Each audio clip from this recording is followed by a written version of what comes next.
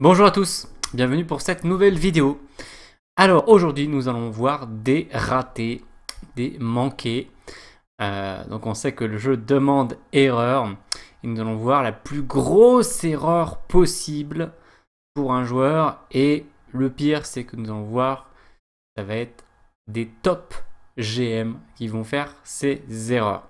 Alors avant de commencer, un petit mot pour vous dire que j'ai ouvert un Tipeee. Voilà, je vous mets l'adresse à l'écran, mais elle est aussi dans la description si vous voulez simplement cliquer dessus. Elle sera dans la description dorénavant des vidéos. J'en avais parlé la semaine dernière.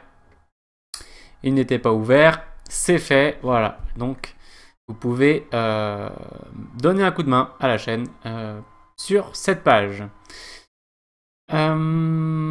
On y va, donc oui, dernière vidéo avant mon départ pour le championnat de France d'Agen, dont le site officiel couvrira bien sûr l'événement et je ferai des commentaires partiellement des parties en direct. Donc je vous mettrai le lien du site officiel à la fin de cette vidéo. On est parti pour les maths en un coup raté. Alors évidemment c'est affreux, c'est le pire truc qui puisse arriver. Et ce qui est incroyable, c'est que ça s'est arrivé de temps en temps, alors vraiment très rarement, hein, à des grands maîtres, et même des grands maîtres du top mondial, on peut dire, donc des top grands maîtres. Alors on commence avec Nigel Short, qui a été quand même vice-champion du monde, puisqu'il a affronté Kasparov dans les années 90. Et justement, c'était simplement un an avant cette partie à Linares, dans un grand tournoi en Espagne. Il avait les blancs, on est au 57e coup de la partie, donc il essaye de gagner puisqu'il a un pion passé, un super roi centralisé, donc il cherche à gagner cette partie. Alors il joue cavalier D5, en plus il domine également avec son cavalier ici, donc il est pas mal. Et Beliavski, donc il est quand même un joueur extrêmement réputé. Et il a les noirs, il joue F6 échec. Assez malin. Parce que son idée, c'est en cas de cavalier prend, de prendre ce pion en G2 et donc pourquoi pas aussi dans la foulée le pion H3. Mais déjà prendre le pion G2, c'est une bonne opération. On sait que la défense aime toujours échanger des pions. Et Short se dit, ok. Enfin, j'imagine qu'il se dit, j'étais pas dans sa tête à ce moment-là, mais il a dû se dire, bon, si je prends, je perds à G2. Et ça, c'est pas une bonne opération, car imaginons que les cavaliers s'échangent à un moment donné, ce qui est assez plausible. Et bien alors, les noirs n'auront plus qu'à sacrifier leur fou sur le pion.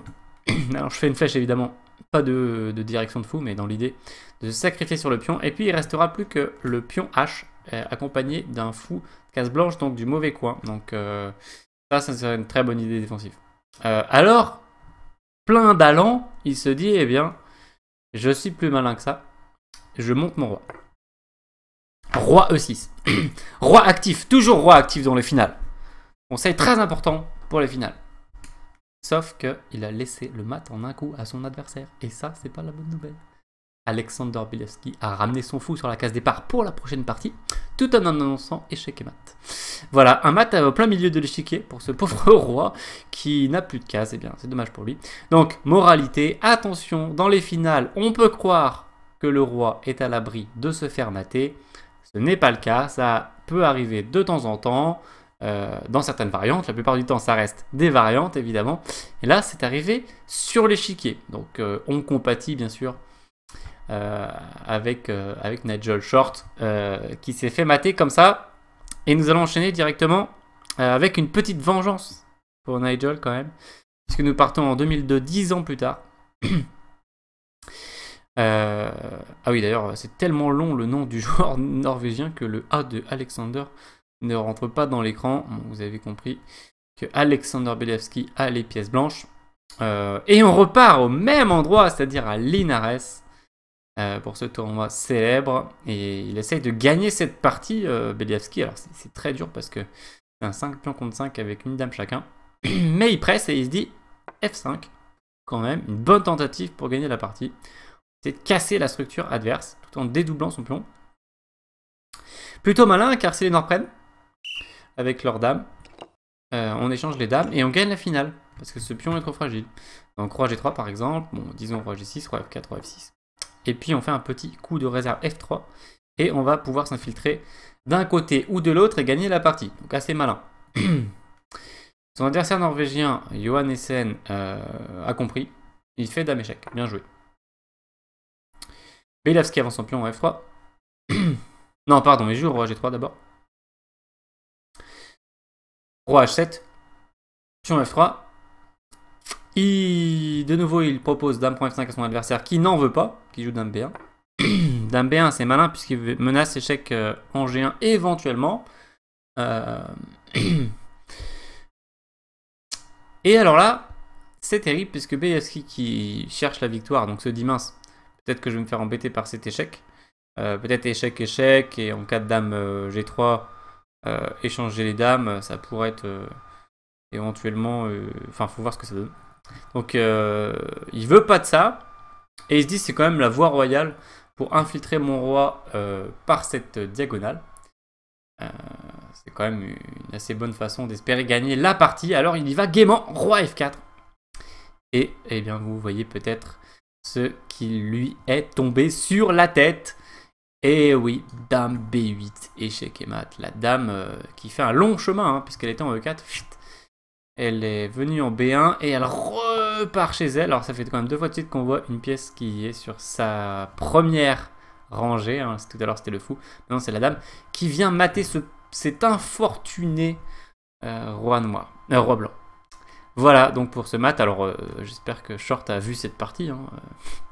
Lui qui s'était fait mater par Bielavski dans la partie précédente. Mais là c'est Bielavski qui s'est fait mater. Alors Bielavski, une légende du jeu d'échecs et entraîneur actuel, il me semble, de Maxime Vachier-Lagrave. Donc plus grand respect pour ces joueurs incroyables. Nous enchaînons, puisque nous allons voir 5 exemples. Ah oui, alors on est gâté sur les noms longs de joueurs. Donc c'est Vidit Santosh Gurati contre Vanician. Alors voilà, on part d'une partie beaucoup plus récente, c'est joué en 2015. Donc Vidit qui est un très très fort grand maître indien, en plus âgé d'une vingtaine d'années au moment de cette partie-là. Il a les blancs, c'est une partie lente.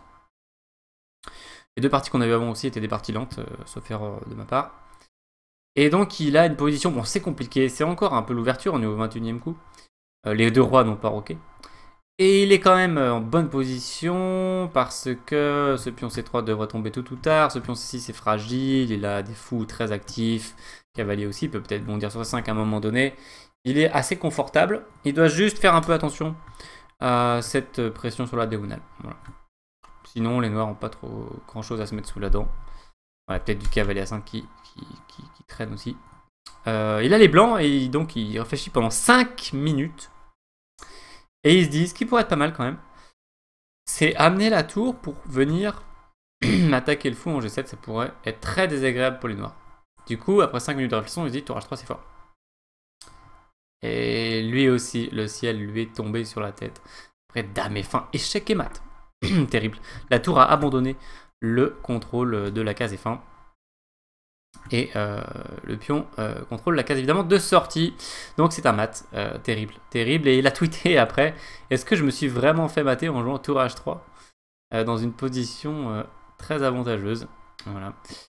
Donc Vidit, pas très heureux sur cette partie. C'est le moins qu'on puisse dire. À noter que dans les 3 exemples qu'on vient de voir, eh bien un joueur a joué un coup qui a transformé la position en position où il y avait mat. C'est pas il était menacé de mat et il a pas vu, il a fait un truc, il s'est laissé mater. C'est-à-dire que son coup, comme là, a créé le mat. Là, les noirs ne pouvaient pas faire mat, mais l'abandon de la case F1 par le mouvement de tour a créé le mat. C'est pareil dans les 2 exemples précédents, il n'y avait pas de mat avant le coup du joueur. Donc c'est un peu plus compréhensible. Évidemment, c'est juste incroyable pour le niveau de ces joueurs, mais on comprend déjà un peu mieux. Là, ça va être différent. Alors, avant-dernier exemple. C'est Vichy à Nantes, 5 fois champion du monde, contre Vassili Ivanchuk, une légende du jeu d'échecs, qui ont joué cette fois en blitz, parce que c'était un blitz de départage, il me semble. Ou peut-être c'était le match retour, ouais. Le match retour du Blitz. À Londres, d'un Grand Prix. Voilà, de la finale du Grand Prix. Et alors, super tendu. Pas d'incrément en plus, à cette époque. Donc, il faut jouer très très vite. Et je vais juste montrer quelques coups d'attaque de Ivanchuk qui a les noirs dans cette position. Donc on a des rocs opposés, puisque les blancs fait grand roc, les noirs petit roc, donc ça attaque fort des deux côtés. Et on voit les blancs qui viennent de jouer leur tour pour éventuellement venir créer des menaces très puissantes de mat. De notre côté, on voit les noirs qui ont une dame en A2 très très bien placée. Et les noirs jouent tour assez vite en face du roi pour attaquer. Anand joue tour H3, menace mat. Et là, Ivanchuk, qui c'est vrai dans un réseau de mat, n'a pas trop le choix, mais il a prévu un coup d'attaque terrible. Tour prend C2, échec, sacrifice de tour. Très très joli. Roi prend. Tour C8 échec. Oula. Tour C8 échec. Attaque le roi. Et le roi doit se décaler. Et ça c'est chaud parce que s'il vient en D2, par exemple, c'est dame prend B2 sur échec. Et ça chauffe. Puis s'il vient sur les autres cases, c'est dame prend cavalier sur échec. Donc il allait sur D1. Il y a eu... Ah, il n'y a même pas eu dame prend cavalier. Oui, il n'y a pas dame prend cavalier puisque ici la tour surveille. C'est seulement si le roi monte sur D3 qu'il y aura dame prend cavalier. Donc roi D1. Anand protège son cavalier. Dame B1 échec du coup. Le roi doit s'enlever. Dame E4 échec. Très bien joué. Le roi est obligé de prendre le fou, sinon il va se faire mater très très vite. Donc roi prend. Bien sûr, la tour arrive en renfort. Tour C2 échec. Et ça porte les stockades, hein, puisque par exemple sur roi G3, il y aurait tour G2 échec et mat. Et puis sur roi... G1, il y aurait tout simplement dame G2 mat. Donc ici, Anand a joué roi F1. Et alors là, incroyable, Ivanchuk n'a pas vu le coup qu'il pouvait faire avec les noirs. Il avait pourtant encore une minute, un peu plus d'une minute à la pendule. Puis il avait largement le temps de réfléchir. D'ailleurs, il a pris son temps, il a réfléchi à peu près une vingtaine de secondes, ici avec les noirs. Il a finalement donné échec sur F4. Et malheureusement, ça ne mate pas, puisque le cavalier revient. Et c'est terrible parce qu'on ne peut pas venir donner un échec par exemple par ici, puisqu'il y a le cavalier qui surveille. Et on n'a plus trop d'attaque en fait. On peut donner un petit échec par C4, mais c'est pas grand chose après roi G1. Et donc ici l'attaque a été fortement freinée. Et finalement, Ivanchuk a perdu cette partie au temps. Et elle a perdu la finale du Grand Prix, sauf erreur de ma part. Et donc, terrible, puisque ici, il avait mat en un coup. Hein. Il pouvait prendre la tour. Échec et mat, alors c'est assez amusant. Si vous voulez aller voir, cette partie peut se trouver en vidéo sur Internet. Vous pouvez chercher, si vous mettez Anand, Ivanchuk, London 1994 par exemple. Et bien très probablement, vous pouvez tomber sur cette vidéo commentée par Daniel King et Maurice Ashley qui deviennent fous. En fait, quand Ivanchuk est en train de réfléchir dans cette position, ils disent mais il peut prendre la tour, qu'est-ce qui se passe et après quand il joue dame F4 échec, ils sont comme des fous jusqu'à la fin de la partie. Et c'est assez pittoresque. Ouais. Donc, je vous conseille d'aller voir cette vidéo que je mettrai en lien dans la description. Je l'ai trouvé. Et puis donc nous allons conclure avec peut-être l'exemple que vous avez déjà en tête puisque c'est le plus célèbre.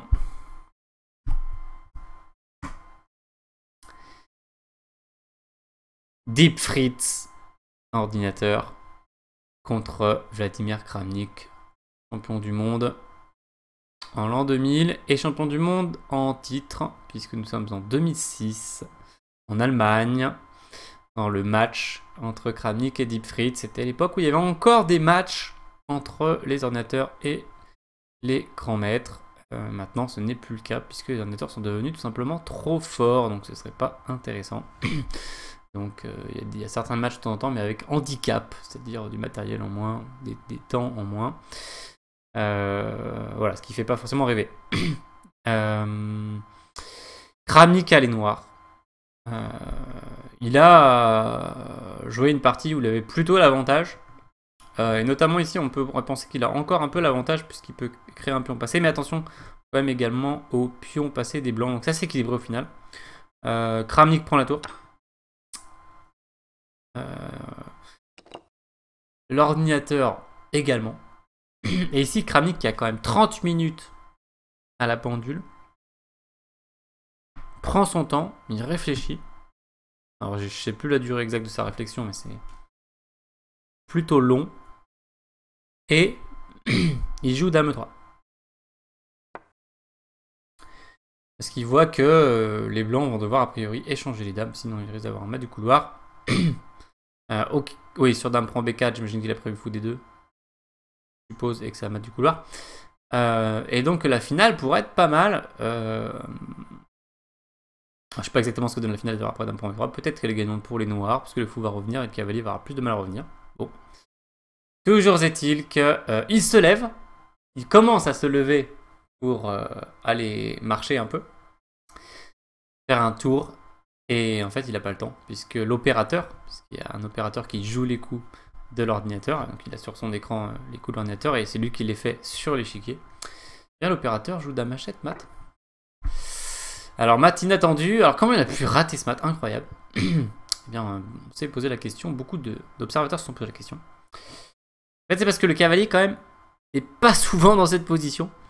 Pour menacer un mat comme ça, un peu par l'arrière, donc un peu invisible entre guillemets, hein. Voilà, donc c'est une tentative d'explication humaine, et voilà, donc tragique de se faire mater comme ça alors qu'il avait quand même des choses en main dans cette partie, qui aurait dû se terminer par une nulle en cas de jeu normal des deux joueurs ici, enfin des deux joueurs, du joueur et de l'ordinateur. Voilà pour cette petite série de maths en un coup raté qui peut nous faire se sentir un peu soulagés que les top grands maîtres, eux aussi, parfois, même si c'est extrêmement rare, ratent des coups simples, des coups très simples comme échec et mat en un seul coup. Et on voit aussi bien sûr que c'est difficile les échecs, hein. Et souvent ces grands maîtres font, je ne sais pas, des séries de des centaines de coups sans grosses erreurs, et puis à un moment ils sont rappelés à leur humanité, dans leur nature humaine, et alors justement quand tu joues contre l'ordinateur, ça pardonne pas, donc c'est aussi pour ça que je voulais terminer par cet exemple, en plus du fait que ce soit le plus célèbre et quelque part le plus tragique. Donc j'espère que ça vous a plu. Donc c'était ma dernière vidéo avant mon départ pour le championnat de France d'Agen. Je vous mets le lien si vous voulez suivre ces championnats. Oui, donc il y a plusieurs tournois, dont le championnat de France, le national et le national féminin. Et donc je commenterai sur place les parties à partir de samedi.